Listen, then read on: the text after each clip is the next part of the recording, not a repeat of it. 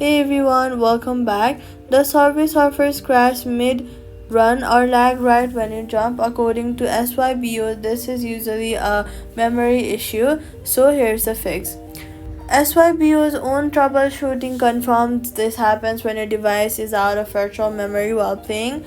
First, force close every other app in your recent app list before starting a run, since Subway Surfer needs available memory to render the fast scrolling tag and effect smoothly. Then go to your settings, go to general, go to iPhone storage and make sure that you have some free storage, since low storage adds extra strain that leads to crashes and lag spikes during jumps.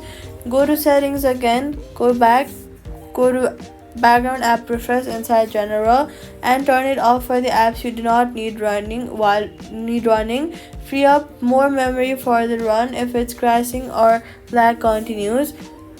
Restart your phone completely before your next session. Hold the side button and the volume down, slide to power off, wait 30 seconds, then turn it back on. A full restart clears memory buildup and is the most effective fix for repeated mid-run crashes. So, all you've got to do is close background apps, free up storage, turn off background app refresh, and restart your phone. Run, stay smooth, and crash free. Subscribe.